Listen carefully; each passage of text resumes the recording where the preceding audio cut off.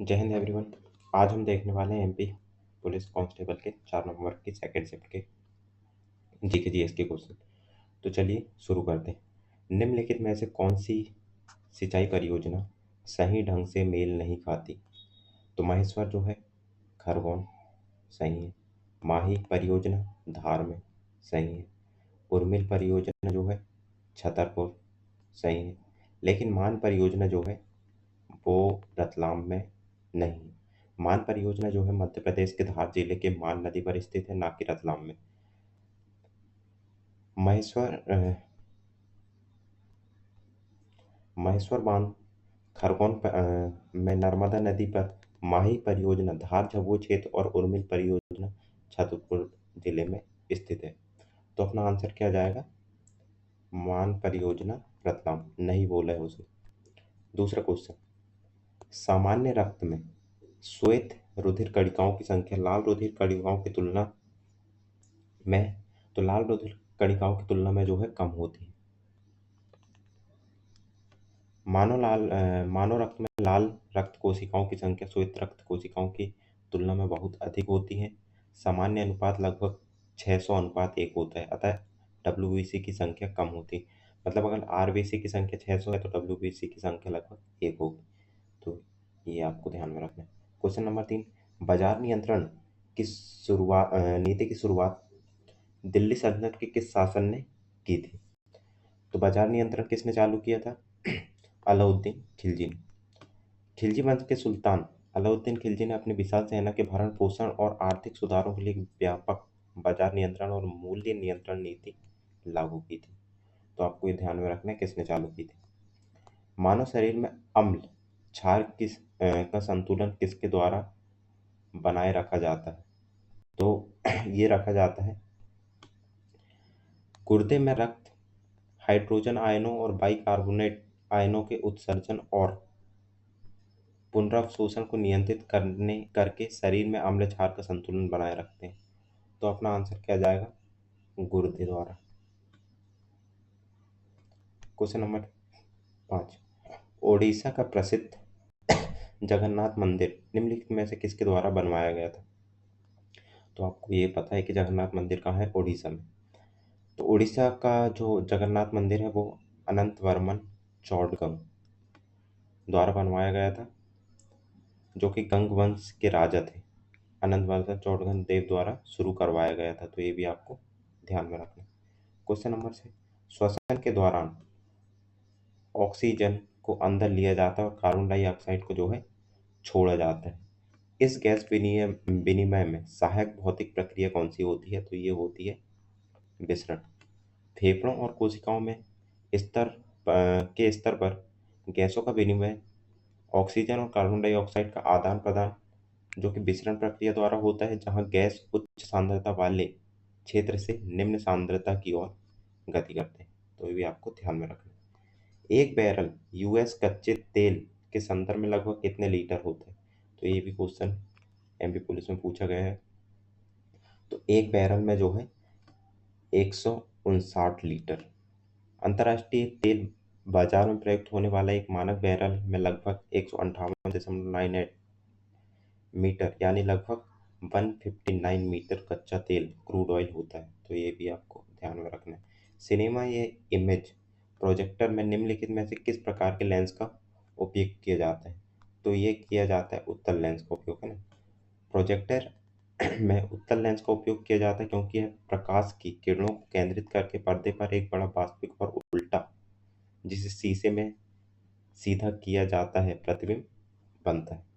तो अपना आंसर आ जाएगा उत्तल लेंस। क्वेश्चन नंबर 9, हाल ही में चर्चा में रही इनवार मिसाइल मुख्य रूप से किसके लिए प्रयोग की जाती है? तो इनवार मिसाइल जो है एक laser guided anti tank missile है, जिसे मुख्य रूप से रूसी मूल के T-90 टैंकों में दागा जाता है। यह लंबी दूरी की सटीक मार क्षमता वाली टैंक रोधी मिसाइल है और ये ईरान की है। तो अपना आंसर आ जाएगा लंबी दूरी की सटीक मार क्षमता वाली टैंक रोधी कार्रवाई करती है इनवार मिसाइल। जब वस्तु अपतल दर्पण के बीच की दूरी फोकस दूरी से अधिक होती है तो पर्दे पर किस प्रकार का प्रतिबिंब बनता है? जब कोई वस्तु अवतल दर्पण के फोकस बिंदु से बाहर अधिक दूरी पर स्थित होता है तो इसके द्वारा बनने वाले प्रतिबिंब हमेशा वास्तविक और उल्टा होता है जिसे पर्दे पर प्राप्त किया जा सकता है। तो अपना आंसर क्या जाएगा?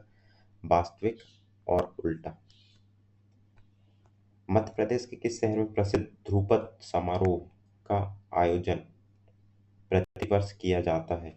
तो ये किया जाता है भोपाल में। ध्रुपद मध्य प्रदेश की राजधानी भोपाल में प्रतिवर्ष शास्त्रीय संगीत की ध्रुपद शैली को बढ़ावा देने के लिए ध्रुपद समारोह का आयोजन किया जाता है।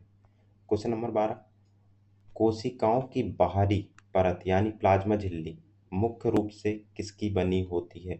तो प्लाज्मा झिल्ली जो है वो बनी होती है, प्लाज्मा झिल्ली एक अर्धपारगम सजीव झिल्ली है जो मुख्य रूप से लिपिड, फास्फोलिपिड, द्विपरत और प्रोटीन की बनी होती है। इसे फ्लूइड मॉजिक मॉडल द्वारा बेहतर समझा जाता है। तो अपना आंसर क्या जाएगा? प्रोटीन और लिपिड की बनी होती है। क्वेश्चन नंबर 13, एक पारिस्थितिक तंत्र इकोसिस्टम में ऊर्जा प्रवाह हमेशा किस प्रकार का होता है? तो ये होता है एक दिशा में होगा कभी भी।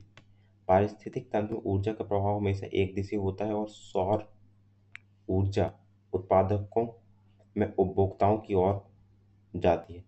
यह ऊर्जा आपस में विपरीत दिशा में नहीं लौट सकती। लिंडेमान के 10% नियम के अनुसार प्रत्येक स्तर में 90% ऊर्जा नष्ट हो जाती है और ऊपर जाती है। तो ये एक दिशा होती है, तो ये भी आपको ध्यान में रखना है।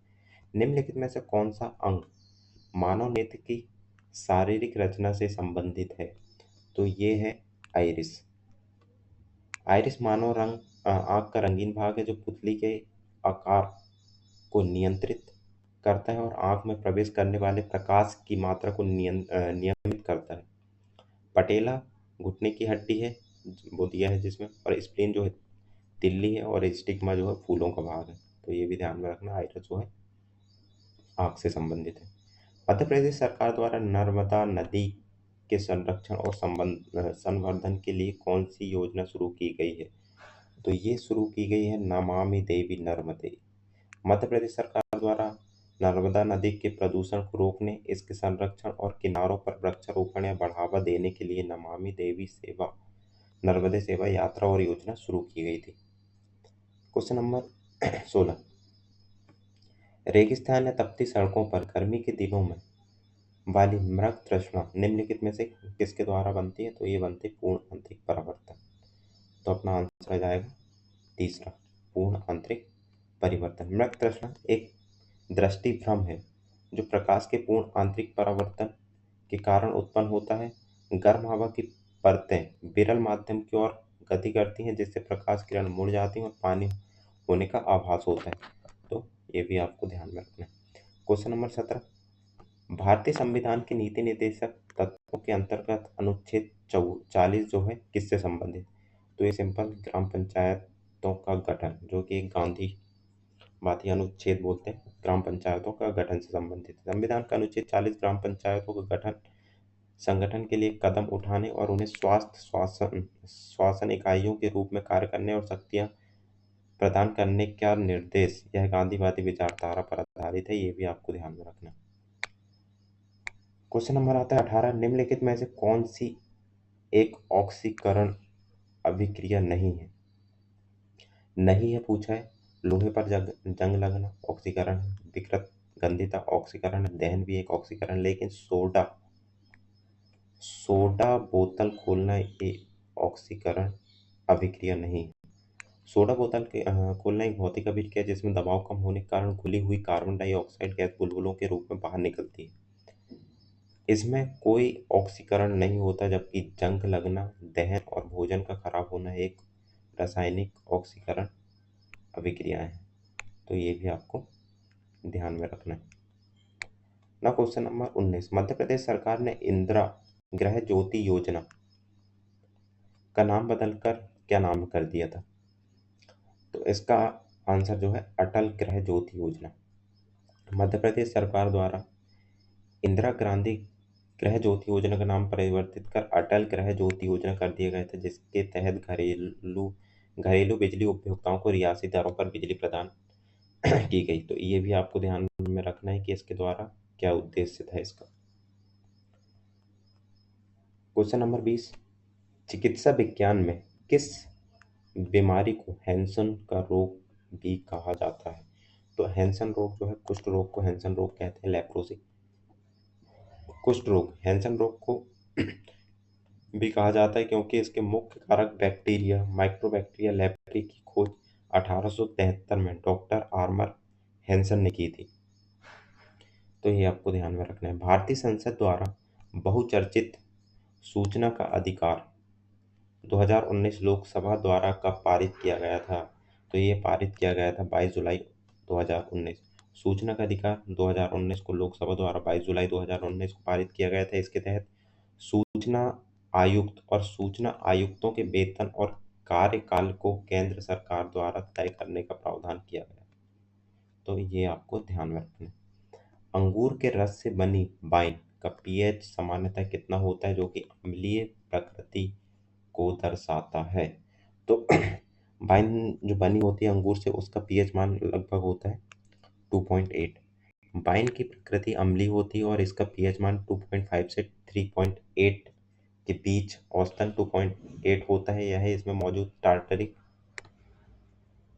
टार्टरिक और मैलिक एसिड के कारण होता है। तो ये भी ध्यान में रखना है आपको, कौन कौन से यूज होते हैं, टार्टरिक और malic acid. Question number 23, Madhya Pradesh किस प्रशासनिक संभाग में अनुसूचित जनजातियों की संख्या का प्रतिशत सर्वाधिक है? तो कौन से संभाग में जो है सर्वाधिक एसटी जनजाति है? तो अपना आंसर आ जाएगा मध्य प्रदेश के शहडोल संभाग में जनजाति जनसंख्या का प्रतिशत सबसे अधिक पाया जाता है। इसके अंतर्गत शहडोल, उमरिया और अनूपपुर जिले आते हैं। ये भी ध्यान में रखना है। कितने संभाग हैं अपने मध्य प्रदेश में? 10 संभाग हैं। तो ये आंसर आ जाएगा शहडोल। क्वेश्चन नंबर, यदि दो तार समान लंबाई और समान प्रतिरोध के हैं लेकिन उनके अनुप्रस्थ काट का क्षेत्रफल 1:8 है, तो इनकी प्रतिरोधकता का अनुपात क्या होगा? तो प्रतिरोधकता का अनुपात भी 1.8 ही होगा। प्रतिरोधकता क्या होता है? रो अपॉन एल अपॉन ए होता है। चूंकि आर और एल समान है तो P1/A2 बराबर P2/A2 होगा, जिससे P1/P2 बराबर A1/A2 जो कि 1.8 प्राप्त होता है। इसकी प्रतिरोधकता का अनुपात भी 1.8 होगा। पंचायती राज व्यवस्था के सुचारू संचालन के लिए ग्राम सभा की न्यूनतम गण पूर्ति कितनी निर्धारित है? तो ये निर्धारित है कुल सदस्य का 10वां भाग। मध्य प्रदेश पंचायती राज अधिनियम के अनुसार ग्राम सभा की बैठक के लिए न्यूनतम गण पूर्ति कुल सदस्यों का 10वां भाग होता है। तो ये आपको ध्यान में रखना है। क्वेश्चन नंबर 26, अपवर्तनांक या अपवर्तक सूचकांक की एसआई इकाई क्या होती है? तो ये होती है, इस अपवर्तनांक की कोई इकाई नहीं होती, पहले बता दूं मैं आपको। तो अपवर्तनांक और दो समान राशियों की चाल माध्यम में प्रकाश की चाल का अनुपात होता है। सामान्य इकाइयों का अनुपात होने के कारण मात्राहीन और विमाहीन होती है, मतलब कट जाता है, तो इसकी कोई ऐसा इकाई नहीं होती है, इकाई नहीं होती। भूकंपों की अध्ययन को सीस्मोलॉजी कहा जाता है। इस प्रकार एंटोमोलॉजी के अंतर्गत किसका अध्ययन किया जाता है? तो एंटोमोलॉजी के अंदर कीटों का अध्ययन किया जाता है। जीव विज्ञान की शाखा वह शाखा जिसके अंतर्गत कीटों का विस्तृत वैज्ञानिक अध्ययन किया जाता है, जिसे एंटोमोलॉजी कहा जाता है। तो अपना आंसर क्या जाएगा? तीसरा। क्वेश्चन नंबर 28, विश्व भर में पर्यावरण संरक्षण के प्रति जागरूकता फैलाने के लिए विश्व पृथ्वी दिवस कब मनाया जाता है? तो विश्व पृथ्वी दिवस 22 मार्च को जल दिवस। प्रतिवर्ष 22 अप्रैल को दुनिया भर में विश्व पृथ्वी और इसके पर्यावरण को बचाने के संकल्प के साथ विश्व पृथ्वी दिवस मनाया जाता है। इसकी शुरुआत 1970 में हुई थी। तो ये भी आपको ध्यान में रखना है। क्वेश्चन नंबर 29, रासायनिक रूप से साबुन को उच्च श्रृंखला वाले किस अम्ल के सोडियम या पोटेशियम लवणों के रूप में परिभाषित किया जाता है? तो ये कार्बोक्सिलिक अम्ल, फैटी एसिड। साबुन लंबी श्रृंखला वाले वसा अम्लों यानी कार्बोक्सिलिक अम्लों जैसे स्टीराइड, पॉमेटिक या ओलिक एसिड के सोडियम या पोटेशियम लवण होते हैं जो वसा के क्षारीय जल अपघटन से बनते हैं। तो ये भी आपको ध्यान में रखना है, क्षारीय अपघटन से बनते हैं सोडियम और पोटेशियम लवण के। भारतीय संविधान में निहित समान नागरिक संहिता का संबंध किस अनुच्छेद से है? तो इसका अनुच्छेद है 44। संविधान के भाग 4 में राज्य की नीति निर्देशक तत्व के अंतर्गत अनुच्छेद 44 में पूरे देश में नागरिकों के लिए समान नागरिकता यूजीसी लागू करने का निर्देश देता है। और फर्स्ट अपनाने वाला कौन सा हो जाएगा? उत्तराखंड राज्य।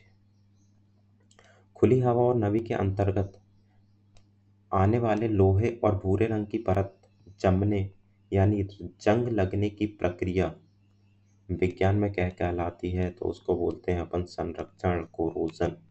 धातुओं और वायुमंडलीय गैसों और नमी के कारण धीरे धीरे नष्ट होना संरक्षण, कोरोजन कहलाता है। लोहे में जंग लगना संरक्षण का सबसे प्रमुख उदाहरण है, जो इलेक्ट्रोकेमिकल ऑक्सीकरण प्रक्रिया है।